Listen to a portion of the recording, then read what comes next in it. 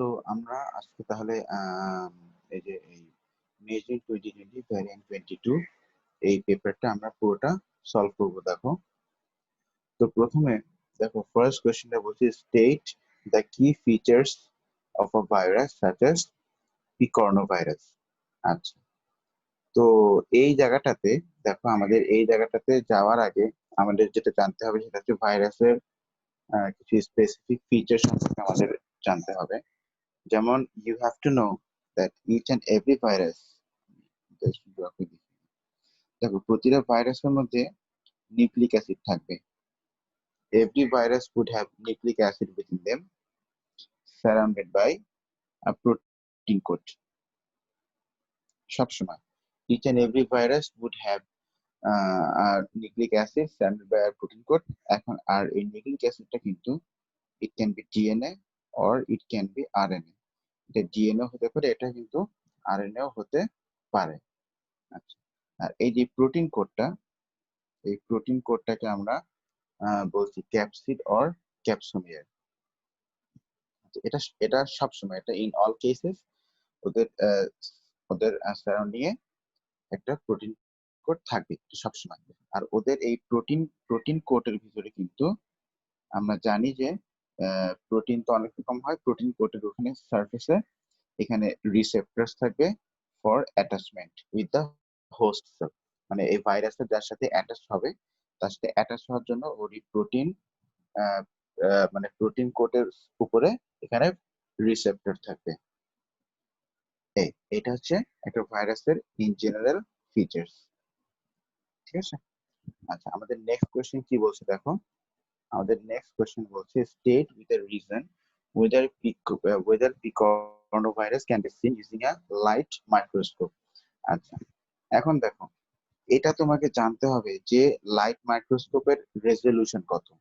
ঠিক আছে, দেখো লাইট মাইক্রোস্কোপ শুধুমাত্র সেই সমস্ত অবজেক্ট গুলোকে বা লাইট লাইট মাইক্রোস্কোপ আমি চেঞ্জ করি।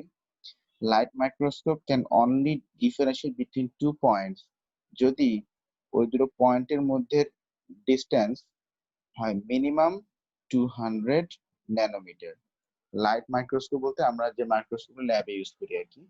তো এই মাইক্রোস্কোপ গুলো জাস্ট কোনো পয়েন্ট যদি 200 ন্যানোমিটার ডিস্টেন্সে থাকে তাহলে সেই সেই পয়েন্টস গুলোকে মাইক্রোস্কোপ ডিফারেন্সিয়েট করতে পারে একেবারে ক্লিয়ারলি। কিন্তু ভাইরাসের সাইজ হচ্ছে it's about 30 nanometers, 10 to 30 nanometers, or highest হলে 50 nanometers। তো এটা কিন্তু দেখো খুবই ছোট। তো এই মানে ভাইরাসটা কিন্তু খুবই ছোট, isn't it? তাহলে এই মাইক্রোস্কোপ দিয়ে কিন্তু লাইট মাইক্রোস্কোপ দিয়ে কিন্তু ভাইরাসকে আমরা ক্লিয়ারলি দেখতে পারবো না, কারণ ভাইরাসের সাইজ কিন্তু মাত্র 30 nanometers, but light microscope can show us an object or show us 2 points which are 200 at which are at least 200 nanometer। but virus কিন্তু হচ্ছে কত? ভাইরাস কিন্তু হচ্ছে মাত্র 30 nanometers length। আচ্ছা, so that's why virus cannot be seen using light microscope, it cannot be seen। আচ্ছা, কারণ দেখো এখানে আসল কথা হচ্ছে যে যদি কোন একটা অবজেক্টকে দেখতে হয় তাহলে সেই অবজেক্টের মধ্যে যে ডিফারেন্সটা, যে ডিস্টেন্সটা, সেটা হচ্ছে লাইটের ওয়েভলেন্থের কাছাকাছি হতে হয়, বা লাইটের মানে ওয়েভলেন্থ থেকে একটু এপাশ ওপাশ হওয়া যায়।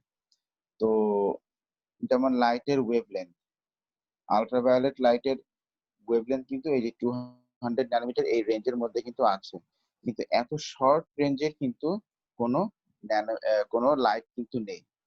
দ্য লাইট এই ভাইরাসের মধ্যে দিয়ে পাস করতেই পারবে না। Light will not pass through this virus.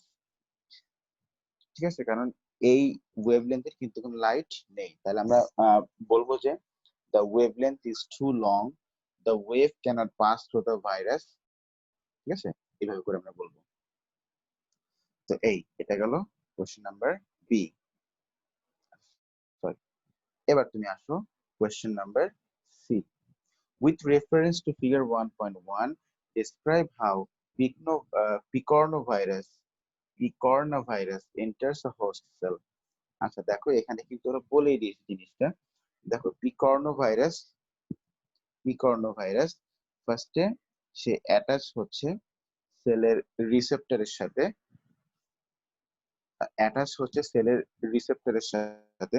তারপরে সেল মেমব্রেনটা একটু ভিতরের ভিতরের দিকে বাল্জ হয়ে তার একটা ভেসিকল ফর্ম করার ট্রাই করছে, আমরা যাকে বলছি এন্ডোসাইটোসিস।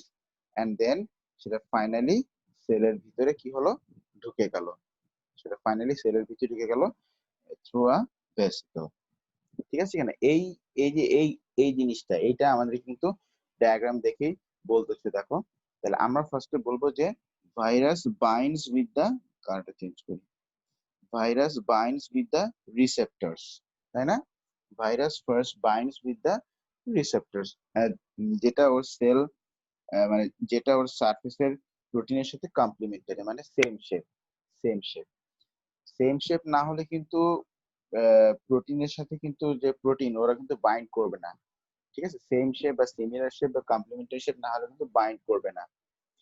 তারপরে তারপরে কি হচ্ছে, তারপরে ভাইরাসটার এন্ডোসাইটোসিস হচ্ছে, দেন ভেসিকল ফর্ম করে সেটা ভিতরে চলে যাচ্ছে। এটা আমাকে ডায়াগ্রাম দেখেই বলতে হচ্ছে। আচ্ছা এই যে এই সমস্ত কোয়েশ্চেন গুলো, যে জিনিসগুলো আমাদের বইতে নেই, সে মানে যে জিনিসগুলো অত ডিটেলস, যেমন ভাইরাস কিভাবে সেলের ভিতরে এন্টার করে, এটা কিন্তু আমাদের বইতে নেই, কিন্তু এটা আমরা এখান থেকে দেখে নিচ্ছি। এই জন্য মানে আমাদেরকে এটা ডায়াগ্রাম দেখে দেখে আনসার করতে হবে। এই জন্য ওরা বলেছে উইথ রেফারেন্স টু ডায়াগ্রাম। আচ্ছা আমাদের নেক্সট কোয়েশ্চেন নাম্বার 2 দেখো। In a healthy mammalian herd, contraction of four chambers is coordinated by the action of cyanoatrial node and atrioventricular node. After the atria is filled with blood, atrial systole or contraction occurs. State the events that occur to initiate and cause the atrial systole. আচ্ছা তাহলে কোন কোন event গুলোর কারণে atrial সিস্টলটা হচ্ছে? আচ্ছা দেখো ওরা ফার্স্টে দুইটা টার্ম ইউজ করেছে, এটা হচ্ছে সায়ানোঅ্যাট্রিয়াল নোড আর হচ্ছে অ্যাট্রিওভেন্ট্রিকুলার নোড। এই দুটো টার্ম নিয়ে আমরা আগে একটু কথা বলি। দেখো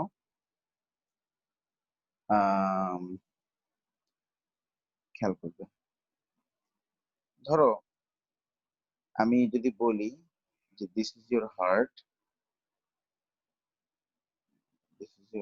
for example, so okay this is the valve,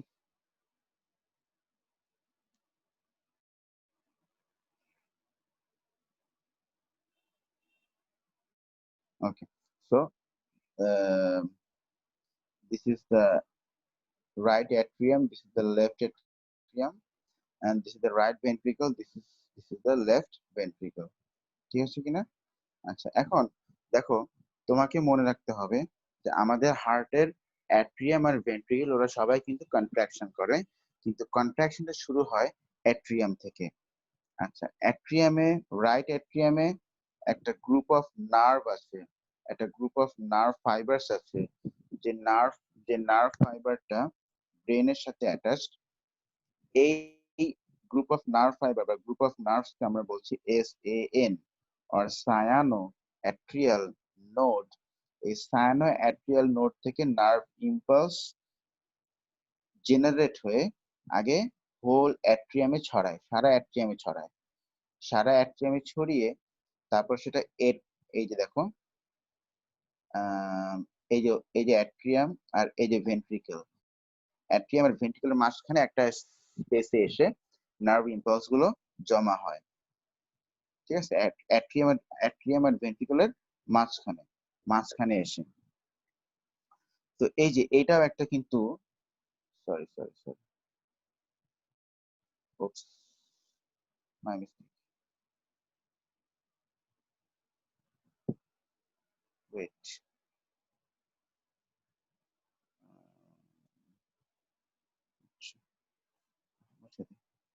আমাকে আবার ড্র করতে হবে, সরি।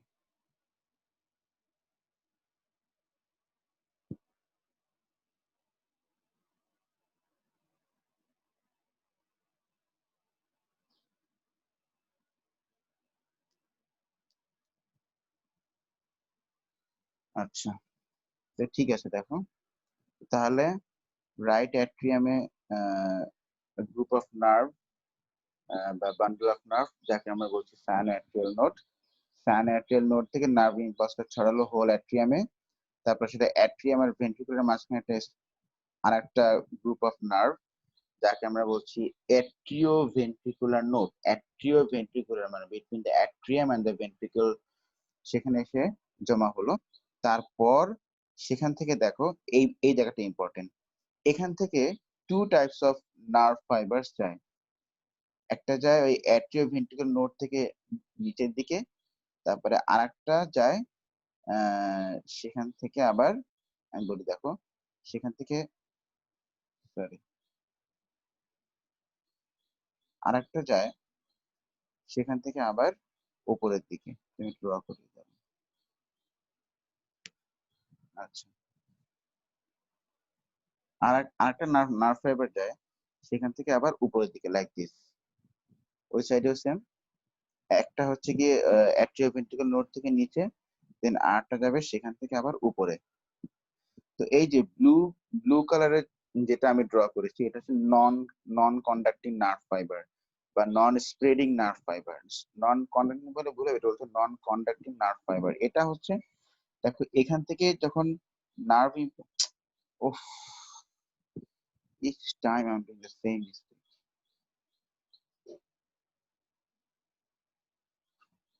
আচ্ছা, তো এখান থেকে যখন, সরি, এখান থেকে যখন নার্ভ ফাইবারটা কন্ডাকশন করে নিয়ে আসবে, তো এখান থেকে কিন্তু ইম্পালস গুলো ভেন্ট্রিকলে কিন্তু ছড়াবে না। ভেন্ট্রিকলে ছড়াবে একদম যখন এই ব্লু কালারের এগুলো দিয়ে, ব্লু কালারের নার্ভ ফাইবার গুলো দিয়ে যখন এটা একদম বটমে রিচ করবে, সেখান থেকে যে নার্ভ ফাইবারটা উপরে উঠে যাচ্ছে, এই নার্ভ ফাইবারে যখন ইম্পালসটা রিচ করবে, এখান থেকে আবার সারা ভেন্ট্রিকেলে ছড়ানো শুরু করবে। বুঝছো? তো এই এই হচ্ছে কি মোটামুটি আমাদের হার্টের মধ্যে কন্ডাকশনের যে বিভিন্ন ব্যাপারগুলো আর কি দেখানো হচ্ছে সেগুলো। তো তাহলে তোমাকে একটা জিনিস মনে রাখতে হবে যে ভেন্ট্রিকুলার কন্ট্রাকশন তাহলে নিচের থেকে শুরু হয়, ঠিক আছে? অ্যাট্রিও ভেন্ট্রিকুলার নোড থেকে নার্ভ ইম্পালসটা আগে একদম নিচে যায়, তারপর নিচের থেকে ভেন্ট্রিকুলে স্প্রেড হওয়া শুরু করে। এই দেন ভেন্ট্রিকুলার কন্ট্রাকশনটা কিন্তু শুরু হয় নিচের থেকে। And this is very important, কারণ নিচের থেকে কন্ট্রাকশন শুরু হলেই কিন্তু ব্লাডটা ফোর্স হয়ে হার্টের বাইরে বের হয়ে যাবে। ঠিক আছে কিনা? আচ্ছা, তো এই এখানে দেখো আমি কিন্তু হোল যে ঘটনাটা সেটা আমি কিন্তু বলে দিলাম, একদম এসএন এভিএন সবই বলে দিলাম। তো তার মানে এখানে তোমাকে এই অ্যাকর্ডিং টু কোয়েশ্চেন যেটা বলতে হবে, সেটা হচ্ছে সায়ানোঅ্যাট্রিয়াল নোড থেকে আগে ইম্পালস গুলো ছড়ায়, তারপরে সেই ইম্পালস গুলো হোল অ্যাট্রিয়ামের ওয়ালে বা অ্যাট্রিয়ামে ছড়িয়ে যায়। কি ঠিক আছে কিনা? এই এটাই হবে তোমার answer. State and explain how the structure of the heart allows the atria to contract before the ventricles. আচ্ছা, এটা কিন্তু আমি অলরেডি কিন্তু বলে দিয়েছি, কারণ অ্যাট্রিয়াম আর ভেন্ট্রিকলের মাঝখানে দেখো, অ্যাট্রিয়াম আর ভেন্ট্রিকলের মাঝখানে ওই যে আমি আগেই বলেছি যে সেখানে নন কন্ডাক্টিং না বা নন স্প্রেডিং একটা ইয়ে থাকে, ফাইবার থাকে। এই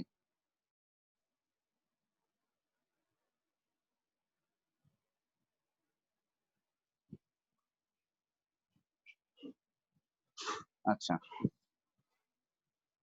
ধরো এটা হচ্ছে এসএন, এটা হচ্ছে এসএন, ইম্পালসটা ছড়াচ্ছে সারা হার্টে, সারা অ্যাট্রিয়ামে, অ্যাট্রিও ভেন্ট্রিকুলার নোডে এসে কালেক্টেড হয়েছে, তারপর সেটা অ্যাট্রিও ভেন্ট্রিকুলার নোড থেকে নন কন্ডাক্টিং বা নন স্প্রেডিং ফাইবারস দিয়ে নিচে গেল। এইটাকে আমরা বলছি, এই নন স্প্রেডিং বা নন কন্ডাক্টিং এই নার্ভ ফাইবারকে আমরা বলছি bundle of His, His, H I S, His, yes, bundle of His. Okay, তারপরে সেখান থেকে আবার আরেকটা কন্ডাক্টিং নার্ভ ফাইবার বা স্প্রেডিং নার্ভ ফাইবার দিয়ে সেটা ভেন্ট্রিকুলে ছড়াচ্ছে। এই ব্ল্যাক কালারের এই নার্ভ ফাইবারকে আমরা বলছি পার্কিনজি ফাইবার, পার্কিনজি ফাইবার, আর কেউ বলে পার্কাইন টিস্যু, পিইউআর। KYN, পারকাইন টিস্যু, আর কে বলে পারকিনজি, KINZ, পারকাইন টিস্যু।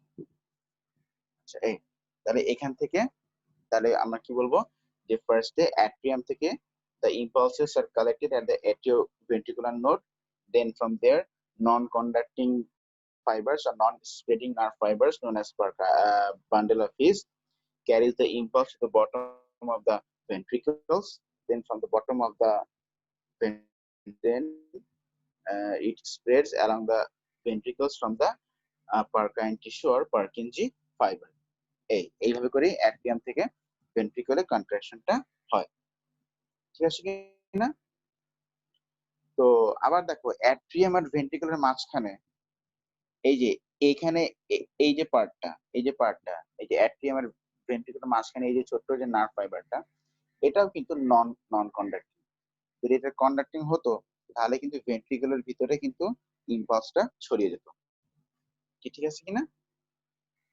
আচ্ছা, এই হার্টের এই মিডল পার্টকে আমরা বলছি সেপ্টাম, ঠিক আছে কিনা? Septum, that means it separates something, it separates the right side and the left side. তো এই এট্রিও ভেন্ট্রিকুলার নোডটা কিন্তু সেপ্টামের মধ্যে আছে বা সেপ্টামের উপরেই কিন্তু আছে, ঠিক আছে? সেপ্টামের মধ্যে বা সেপ্টামের উপরেই কিন্তু আছে এটা।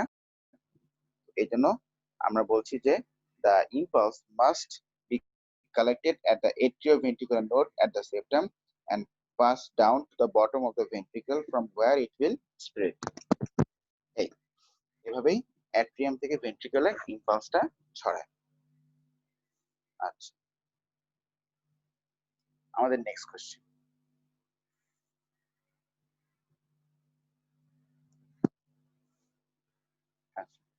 Figure 2.1 shows blood pressure changes that occur in the left ventricle, left atrium, left atrium aorta during one cardiac cycle. E, F, G, and H. E, F, G, and H are the points at which valve opens or closes as a result of blood pressure changes. Okay, ঠিক আছে, তাহলে এই হচ্ছে কি আমাদের এখানে ব্যাপারটা। For each points E, F, G, H, name the valve concerned and state whether the valve opens or closes. আচ্ছা, ঠিক আছে, এখন এই হচ্ছে কি আমাদের ব্যাপারটা। তো আমাদের এখানে বলেছে যে এখানে কোন কোন ভালভ কোথায় কি ওপেন হচ্ছে, কোন ভালভ কোথায় কি ক্লোজ হচ্ছে সেটা। আচ্ছা, তাহলে ইটা কি? ইটা এটা হচ্ছে লেফট ভেন্ট্রিকুলার কন্ট্রাকশন। দেখো ইতে কিন্তু আমরা দেখতে পাচ্ছি যে ইতে, আচ্ছা এটা তো হার্টের মোটামুটি লেফট সাইড আমাদেরকে দেখাচ্ছে, হ্যাঁ। তাহলে ইতে হচ্ছে কি দেখো লেফট ভেন্ট্রিকুলার কন্ট্রাকশনটা কিন্তু শুরু হয়েছে, left ventricle has already started the contraction. তার মানে কি, যেহেতু লেফট ভেন্ট্রিকল স্টার্টেড কন্ট্রাকশন, এখন যখনই লেফট ভেন্ট্রিকলটা ধরো, এটা লেফট ভেন্ট্রিকল ধরে নাও, ঠিক আছে, এটা হচ্ছে লেফট অ্যাট্রিয়াম, এটা হচ্ছে ভালভ। তো যখনই লেফট ভেন্ট্রিকল কন্ট্রাকশন শুরু করবে তখনই তো লেফট ভেন্ট্রিকলের অ্যাট্রিয়ামের মধ্যে ভালভটা তো বন্ধ হয়ে যাবে, মানে বাইকাস্পিড ভালভ, যেটা বাইকাস্পিড ভালভটা তো বন্ধ হয়ে যাবে, তাই না? আচ্ছা, তাহলে ইতে আমরা লিখবো যে বাইকাস্পিড ভালভ ক্লোজেস। আচ্ছা, এফটা হচ্ছে অ্যাওর্টা। দেখো এফ এ হচ্ছে গিয়ে অ্যাওর্টাতে যখন লেফট ভেন্ট্রিকলটা কন্ট্রাকশন করলো তখন তো অ্যাওর্টাতে ব্লাডটা চলে যাবে, তাই না? মানে অ্যাওর্টাতে ব্লাডটা সাডেনলি ঢুকে পড়বে, ব্লাডটা অ্যাওর্টার উপরে প্রেসার ক্রিয়েট করবে, এজন্য অ্যাওর্টার ভিতরে প্রেসারটা বাড়ছে, অ্যাওর্টার ভিতরে ব্লাডের প্রেসারটা বাড়ছে। আর এখন তার মানে অ্যাওর্টার মধ্যে দিয়ে ব্লাডকে যেতে দিতে হবে, ঠিক আছে কিনা? ধরো এই হচ্ছে অ্যাওর্টা, এই হচ্ছে ভালভ, অ্যাওর্টার মধ্যে দিয়ে ব্লাডটাকে যেতে দিতে হবে হাই প্রেসারে। তো তখন অ্যাওর্টার মধ্যে যে ভালভটা সেমিলুনার ভালভ, আর আমরা বলছি অ্যাওর্টিক ভালভ, এই ভালভটাও কিন্তু ওপেন হয়ে যাবে। আচ্ছা, জিতে তুমি দেখো, জিতে কিন্তু অ্যাওর্টার প্রেসারটা কমতে শুরু করেছে, জিতে কিন্তু অ্যাওর্টার প্রেসারটা কমতে শুরু করেছে এখানে জিতে। তাহলে অ্যাওর্টার প্রেসারটা এখানে কমতে শুরু করেছে, এটার মানে দাঁড়াচ্ছে যে তাহলে ওই যে এখন কিন্তু ব্লাড এমনটা হতে পারে যে যেহেতু যেহেতু অ্যাওর্টার ভিতরে প্রেসার কমে যাচ্ছে, মানে অ্যাওর্টা একটু লুজ হয়ে যাচ্ছে, তাহলে ব্লাডটা কিন্তু রিটার্ন ব্যাক করতে পারে। এই জন্য এখন আবার অ্যাওর্টিক ভালভটা কি হয়ে যাবে বলো, ক্লোজ হয়ে যাবে। তাহলে জি তে এসে অ্যাওর্টিক ভালভটা ক্লোজ হয়ে যাবে। আর এইচ, এইচ এ হচ্ছে লেফট লেফট ভেন্ট্রিকুলারতে প্রেসারটা কমছে, আবার দেখো লেফট অ্যাট্রিয়ামের প্রেসারটা বাড়ছে, তার মানে atrium is contracting, atrium is contracting, isn't it? Atrium is contracting, তাই না? তো তাহলে এখন অ্যাট্রিয়াম যেহেতু কন্ট্রাকশন করছে, তাহলে আম, যেহেতু অ্যাট্রিয়ামটা কন্ট্রাকশন করছে, তাহলে কিন্তু ওই এই যে অ্যাট্রিয়াম, এই যে ভেন্ট্রিকল, যেহেতু অ্যাট্রিয়ামটা কন্ট্রাকশন করছে, তাহলে ব্লাড এখন আসবে ভেন্ট্রিকলে, তাহলে অ্যাট্রিও ভেন্ট্রিকুলার ভালভ যেটা সেটা কিন্তু ক্লোজ হয়ে যাবে, সরি ওপেন হয়ে যাবে কিন্তু, তাই না? আচ্ছা, ঠিক আছে। তা আমাদের নেক্সট কোশ্চেন কি বলছে আমরা দেখে নেই।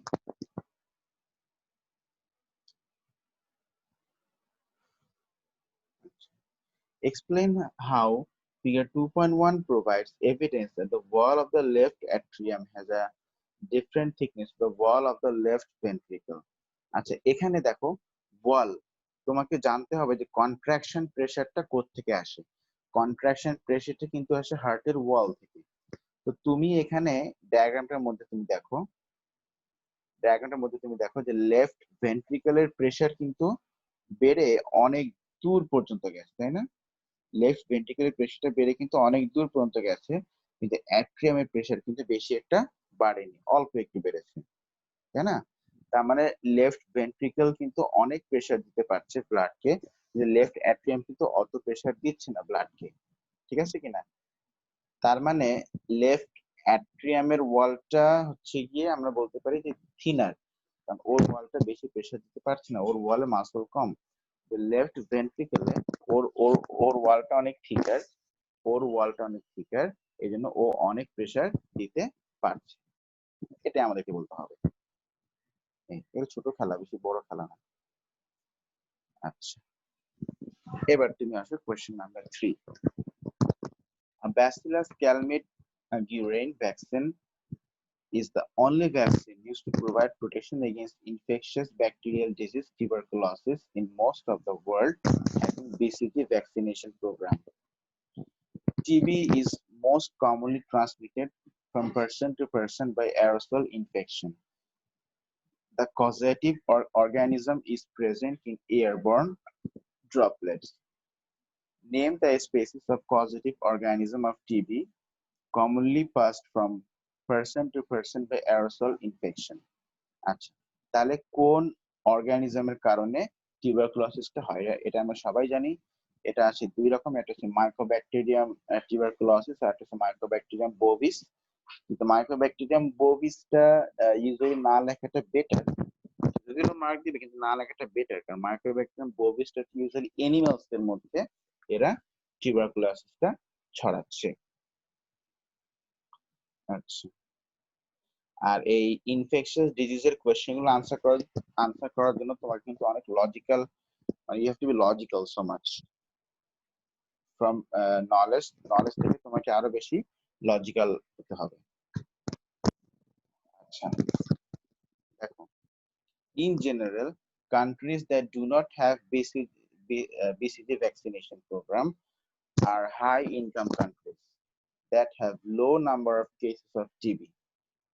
In most countries, the vaccine is given only to babies and children at high risk of developing TB. Achha. Suggest one reason why a child in a country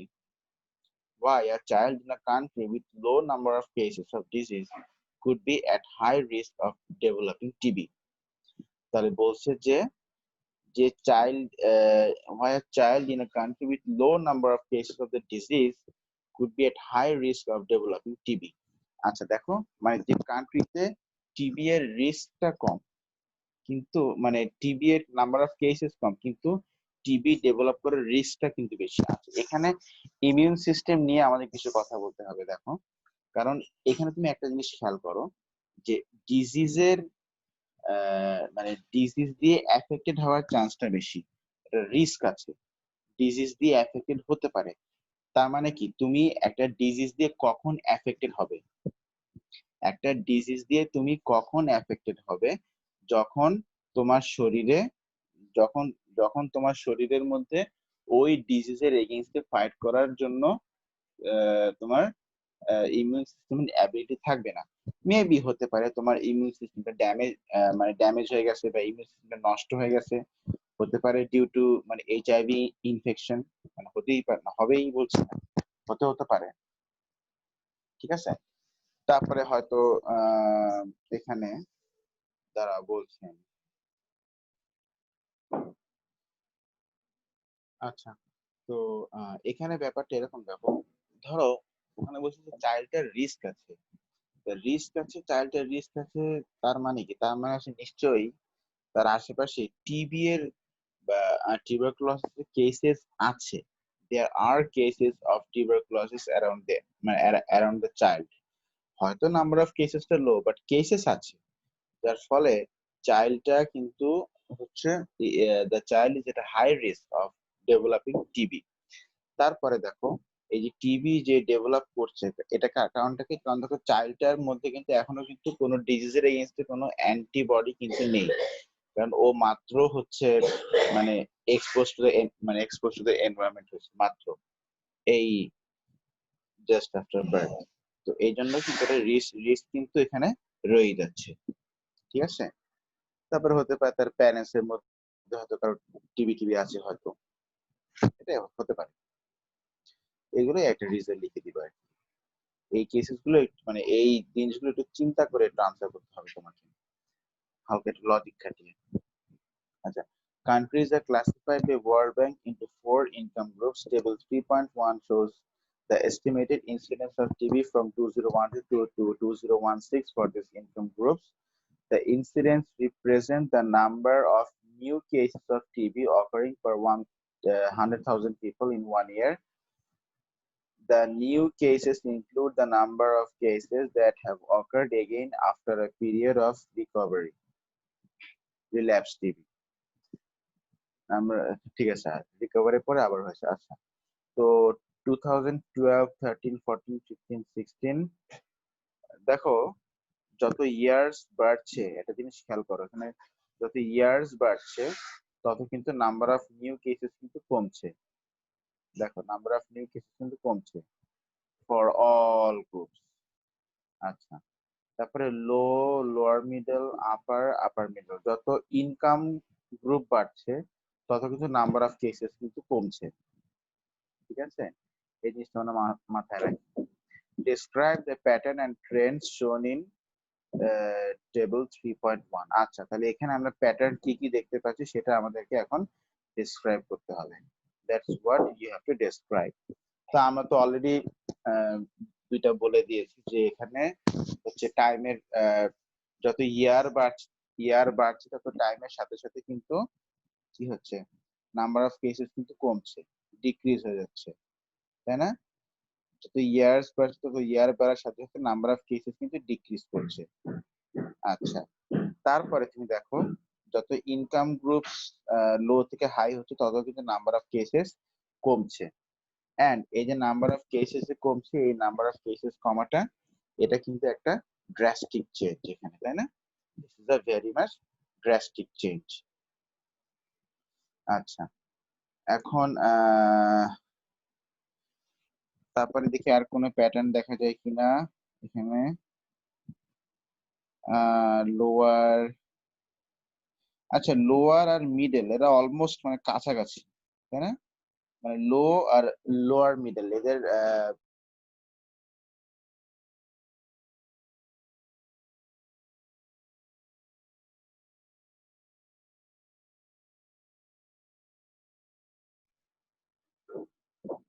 আচ্ছা, তো দেখো আমরা এখানে তাহলে যেটা বলছিলাম সেটা হচ্ছে লোয়ার আর লোয়ার মিডল ক্লাসের মধ্যে কেসেস গুলো সেম, মানে they almost they are the same pattern, almost they are the same pattern.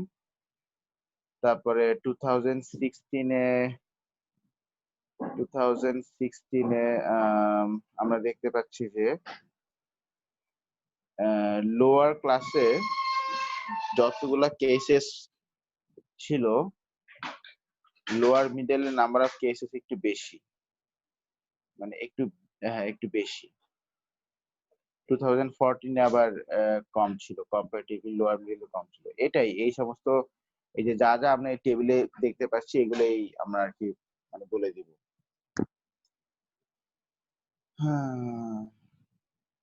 তারপরে এটাই গ্রাফ দেখে আমাদের যেটা মনে হয় সেটা আমরা বলে দিব মোটামুটি। তারপরে আমরা দেখতে পাচ্ছি 53, 38, 31, 24, 224, 240, 236, 232, 227, এটা অলমোস্ট মানে কনস্ট্যান্ট হয়ে গেছে। 232, 227 অলমোস্ট ইট বিকেম কনস্ট্যান্ট। আচ্ছা, তারপরে 84, 81, 78, 76, 74, এটা অলমোস্ট, আর এটা তো কনস্ট্যান্ট হয়েই গেছে। এই যে হাই ইনকাম যেটা 14, 13, 13, 12, 12, এটা একদম মানে মোটামুটি কনস্ট্যান্ট হয়ে গেছে। এই আর কি, এই প্যাটার্ন গুলো আমরা এখানে আর কি বলবো। ঠিক আছে, টেবিলে তুমি যা দেখছো, তুমি তুমি টেবিল থেকে যেখান থেকে যা ইনফরমেশন পাবে তুমি সেটাই আর কি লিখে দিবে। এই কোশ্চেন গুলো এইভাবে করে আনসার করতে হবে। This questions are type of, it's like free marks. ঠিক আছে, একদম ফ্রি মার্কস এরকম টাইপের কোশ্চেন। আচ্ছা, তারপর নেক্সট কোয়েশ্চেনটা আমাদের কি ছিল দেখো। নেক্সট কোয়েশ্চেনটা আমাদের ছিল, there is an evidence that BCG vaccine has also provided protection against the disease leprosy. Leprosy is caused by the bacteria that is closely related to the bacteria that cause TB. Suggest why BCG vaccine can also provide protection against leprosy. দেখো, BCG vaccine can also provide protection against leprosy. তো এখানে দেখো, leprosy is caused by bacterium that is closely related to the bacteria that cause TB. আচ্ছা, মানে ব্যাকটেরিয়ামের সাথে, মানে টিবির যে ব্যাকটেরিয়াটা, ওর সাথে লেপ্রসির ব্যাকটেরিয়া, ওদের স্ট্রাকচারের মধ্যে একটা ক্লোজ রিলেশন সেখানে আছে। আচ্ছা, তো তোমাকে জানতে হবে একটা জিনিস, যে এখানে মেডিসিনস গুলো কাজ করে কিভাবে সেটা তোমাকে একটু জানতে হবে। আচ্ছা, মেডিসিনস গুলো কিন্তু ইউজুয়ালি কাজ করে যে, ধরো এই যে ব্যাকটেরিয়ার সারফেসের উপরে বা ব্যাকটেরিয়ার সাথে মেডিসিন মলিকিউলটা বাইন্ড করে, তারপর সে ব্যাকটেরিয়াটাকে কিল করে। ঠিক আছে কিনা? এইভাবে অ্যাকচুয়ালি মেডিসিনটা কাজ করে। আর ভ্যাকসিন, এখানে বলা আছে বিসিজি ভ্যাকসিন। ভ্যাকসিনটা কিভাবে কাজ করে দেখো, সেটা আমি একটু বলি।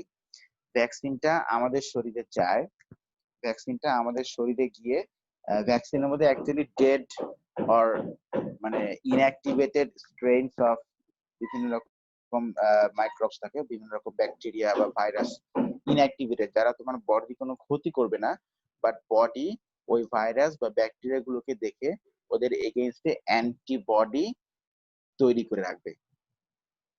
তো হতে পারে যে তাহলে লেপ্রসির যে ব্যাকটেরিয়া আর তোমার টিউবারকুলোসিসের যে bacteria, I'm so sorry for the sound. লেপ্রসির যে ব্যাকটেরিয়া আর টিউবারকুলোসিসের যে ব্যাকটেরিয়া হতে পারে ওদের সারফেসের অ্যান্টিজেনটা সেম। ওদের সারফেসে যে অ্যান্টিজেন থাকে সেই অ্যান্টিজেনটা সেম।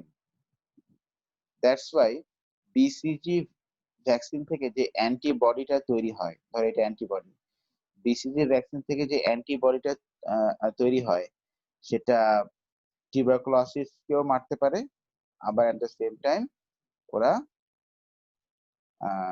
লেপ্রসিকেও মারতে পারে। ঠিক আছে, যেহেতু আমাদেরকে এখানে সাজেস্ট করতে বলেছে, তো সাজেস্ট করে আমরা কিন্তু অনেক কিছু এখানে বলতে পারি। তো তার মানে এখানে আমরা বলতে পারি যে লেপ্রসি ব্যাকটেরিয়া বা টিউবারকুলোসিস ব্যাকটেরিয়ার মধ্যে সারফেসে অ্যান্টিবডিজ গুলো, সরি অ্যান্টিজেন গুলো সেম। দ্যাটস ওয়াই বিসিজি ভ্যাকসিনের কারণে আমাদের শরীরে যে অ্যান্টিবডিজ গুলো তৈরি হয়েছে সেই অ্যান্টিবডিজ গুলো লেপ্রসি ব্যাকটেরিয়ামের সাথেও বাইন্ড করছে, আবার টিউবারকুলোসিস ব্যাকটেরিয়ামের সাথেও বাইন্ড করছে। ঠিক আছে, এটাই আমরা বিভিন্ন রকম সাজেস্টিভ রিজনস আমরা বলে দিব। আচ্ছা, আমাদের নেক্সট কোশ্চেন কি বলছে, baby can gain artificially active immunity to TB after having BCG vaccine. A baby can also gain passive immunity to TB. Just wait.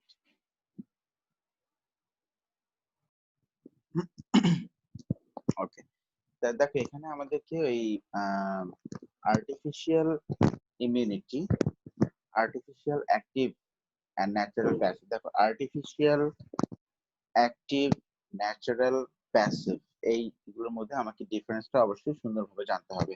আচ্ছা, আর্টিফিশিয়াল ইমিউনিটি মানে হচ্ছে যেটা এক্সটার্নালি বা ইন্টেনশনালি দিচ্ছে, একজন আরেকজনকে দিচ্ছে externally and intentionally, that means we are calling it deliberately, যেটা দেওয়া হচ্ছে। যেমন ধরো তুমি যখন অ্যান্টিবায়োটিক্স খাচ্ছ, এটা কিন্তু একটা আর্টিফিশিয়াল ইমিউনিটি বা টেকিং। আচ্ছা, অ্যাক্টিভ ইমিউনিটি কি? অ্যাক্টিভ ইমিউনিটি জিনিসটা হচ্ছে ধরো যে তোমার বডির ভিতরে যদি ইমিউন রেসপন্স হয়, ইমিউন রেসপন্স বলতে কোনো ব্যাকটেরিয়া বা অ্যান্টিজেনের এগেইনস্টে তোমার বডি যদি অ্যান্টিবডিজ তৈরি করে, সেটাকে আমরা বলছি অ্যাক্টিভ ইমিউনিটি। আচ্ছা, আর ন্যাচারালটা হচ্ছে যদি এটা তোমার বডির মধ্যে ন্যাচারালি চলে যায়, আনইনটেনশনালি যদি তোমার বডির মধ্যে এই তোমার বডির ইমিউন সিস্টেম যদি কাজ করতে শুরু করে, বা তোমার বডি যদি এমনি এমনি ন্যাচারালি উইদাউট দা মানে মানে without any human interference or human work, যদি তোমার বডি ন্যাচারালি কোনো ডিজিজের এগেইনস্টে ফাইট করতে শুরু করে, সেটাকে আমরা বলছি ন্যাচারাল ইমিউনিটি। আচ্ছা, আর প্যাসিভ ইমিউনিটি মানে হচ্ছে তোমার বডি হচ্ছে কোনো অ্যান্টি তোমার ইমিউন সিস্টেম কোনো অ্যান্টিবডি তৈরি করছে না, এক্সটার্নালি কোন একটা কেমিক্যাল, যেমন আমি বলছিলাম অ্যান্টিবায়োটিক্স দিয়ে সেখানে ধরো কিল করতে হচ্ছে, বা এক্সটার্নাল থেকে অন্য কোনো জায়গা থেকে অ্যান্টিবডিজ এনে হয়তো হয়তো কিল করতে হচ্ছে। আচ্ছা, মোট কথা মোর ইম্পর্টেন্টলি হচ্ছে অ্যাক্টিভ ইমিউনিটিতে সেখানে মেমোরি সেলস প্রডিউস হবে। মেমোরি সেলস যে ব্যাপারটা এরকম যে যখন আমাদের বডির কোনো WBC, white blood cell,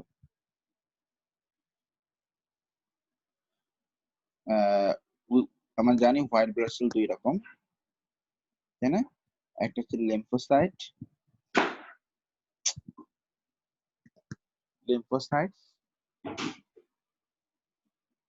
R phagocyte, but আরো অনেক রকম আছে। ফ্যাগোসাইটস এর ভিতরে আবার আমরা জানি যে নিউট্রোফিল আছে, ঠিক আছে? লিম্ফোসাইট তো আছে, তারপরে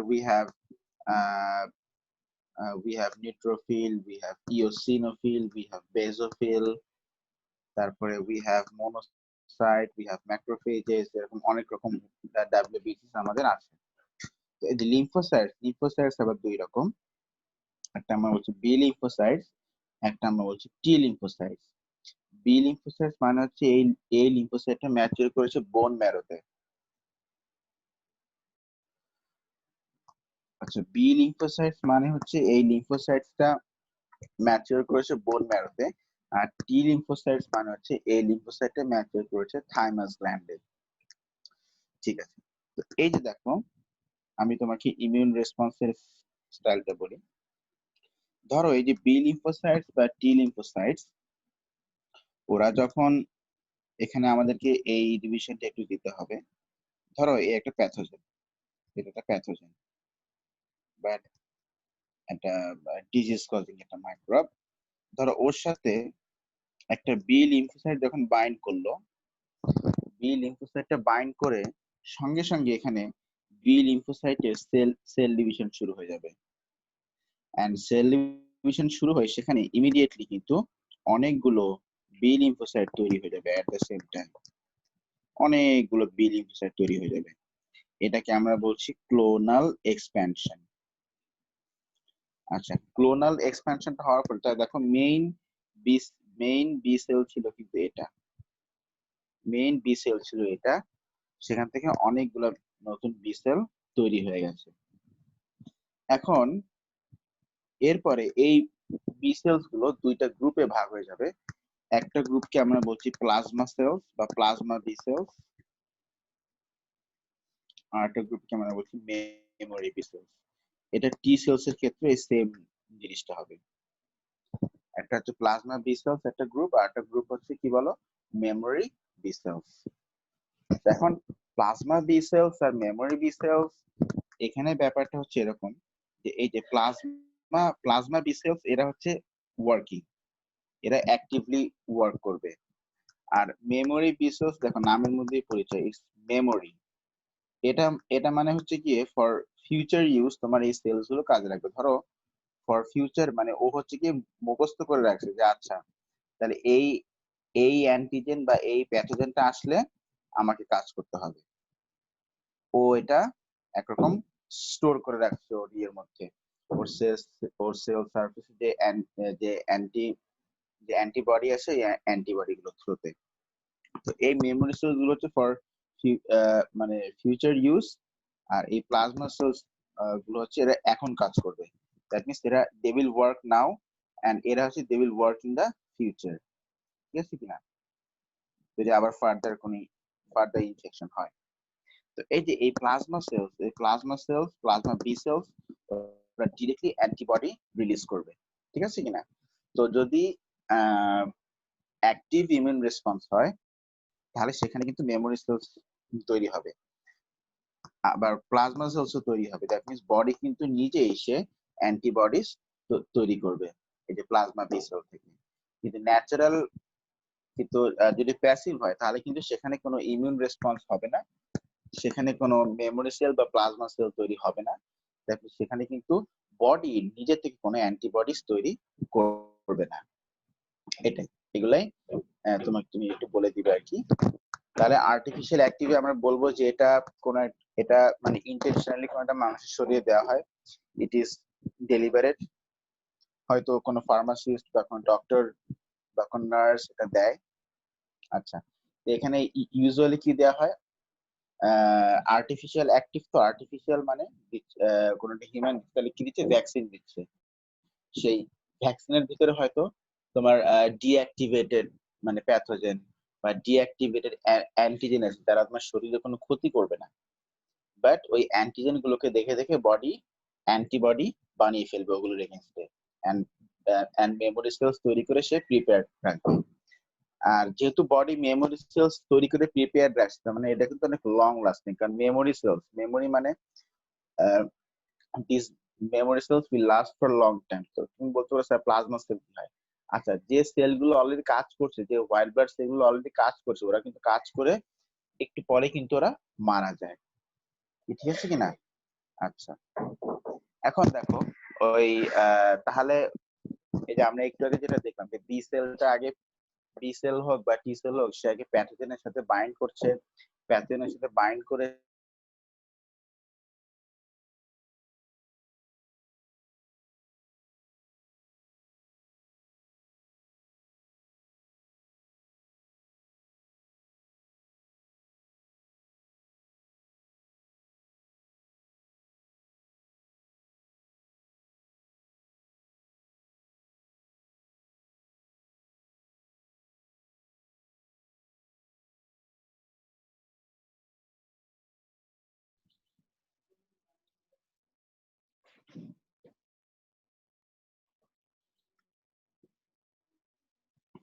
আচ্ছা, তাহলে প্যাথোজেনের সাথে বাইন্ড করে সে মেমোরি সেল আর প্লাজমা সেল তৈরি করছে। তো এই অ্যাকশন গুলো হতে কিন্তু একটু সময় লাগে। তাই যদি অ্যাক্টিভ ইমিউনিটির কথা আমরা বলি, তাহলে এই অ্যাক্টিভ ইমিউনিটিটা কিন্তু হতে একটু সময় লাগে। এন্ড এটা কিন্তু কোনো ইনস্ট্যান্ট কোনো প্রোটেকশন তোমাকে দিবে না, এটা এটা কিন্তু হতে একটু সময় লাগবে। যে ন্যাচারাল প্যাসিভ মানে যেমন ধরো তোমার বডির মধ্যে এমন কোনো ব্যাকটেরিয়া অ্যাটাক করেছে, ধরো টিবি ব্যাকটেরিয়া অ্যাটাক করেছে, আমি ইমিডিয়েটলি তোমাকে অ্যান্টিবায়োটিক দিয়ে দিলাম, বা ইমিডিয়েটলি আমি তোমার বডির মধ্যে আর তোমার বডির ইমিউন রেসপন্স জন্য ওয়েট না করে আমি তোমার বডির মধ্যে অ্যান্টিবডিজ দিয়ে দিলাম বাইরের থেকে। এইগুলো কিন্তু তোমাকে ইমিডিয়েটলি প্রোটেকশন দিবে, কিন্তু সমস্যা হচ্ছে এই প্রোটেকশন গুলো কিন্তু অনেক শর্ট লিভড, তাই না? আচ্ছা, শর্ট লিভড। তো এটাই আর কি। আচ্ছা, প্যাসিভ প্যাসিভ ইমিউনিটি হচ্ছে প্যাসিভ ইমিউনিটি তো বললাম যে বাইরের থেকে অ্যান্টিবায়োটিক দেয়া হচ্ছে বা তোমার অ্যান্টিবায়োটিক্স দেওয়া হচ্ছে বা বাইরের থেকে এক্সটার্নাল অ্যান্টিবডিজ দেওয়া হচ্ছে, তোমার বডি নিজে কোনো কাজ করছে না, এই আর কি। এগুলো হচ্ছে কি আমরা বলছি যে active and passive, artificial, natural. তাহলে আর্টিফিশিয়াল মানে হচ্ছে যেটা বাইরের থেকে মানে ইন্টেনশনালি অন্য কোনো একটা হিউম্যান তোমার শরীরে দিচ্ছে, হয়তো কোনো ডক্টর, ফার্মাসিস্ট, নার্স, হতে পারে সেটা ইনজেকশন, হতে পারে সেটা অ্যান্টিবায়োটিক, হতে পারে অন্য কিছু, যা খুশি হতে পারে। আর ন্যাচারাল হচ্ছে গিয়ে যেটা ইন্টেনশনালি তোমার শরীরের সাথে দেয়া হয় না বা কেউ দেয় না, এটা কোনো মেডিকেল স্টাফরা দেয় না বা কোনো হিউম্যান তোমার শরীরে এটা ইনজেক্ট করে না, এটা অটোমেটিক্যালি, এটা ন্যাচারালি হয়ে যায়। মানে মানে বোঝাও যায় না যে হয়ে গেল, মানে কখন কি হয়ে গেল। এটা ন্যাচারালি তোমার শরীরের মধ্যে এই ইমিউন রেসপন্সটা বা প্রোটেকশন এগেইনস্ট ডিজিজটা তৈরি হয়, সেটাকে আমরা বলছি ন্যাচারাল ইমিউনিটি। এটা হলো আর্টিফিশিয়াল আর ন্যাচারাল। এবার অ্যাক্টিভ মানে হচ্ছে তোমার শরীরে ডিজিজের এগেইনস্টে মেমোরি সেলস তৈরি হবে এন্ড একটা লং টার্ম প্রোটেকশন। আর প্যাসিভ মানে হচ্ছে তোমার শরীরে কোনো মেমোরি সেলস বা অ্যান্টিবডিজ তৈরি হবে না, তাই তোমাকে প্রোটেকশন দিতে হয়। মানে কোন হতে পারে সেটা মানে এক্সটার্নাল অ্যান্টিবডিজ বা এক্সটার্নাল অ্যান্টিবায়োটিক্স, এটা হচ্ছে আমরা বলছি প্যাসিভ ইমিউনিটি। আচ্ছা, তো কোয়েশ্চেন নাম্বার 1, 2 আর 3 আমরা সলভ করলাম। আমরা তাহলে পরের বার নেক্সট ক্লাসে আমরা কোয়েশ্চেন নাম্বার 4, 5, 6 এগুলো আমরা সলভ করে ফেলবো পরের ভিডিওতে। Thank you.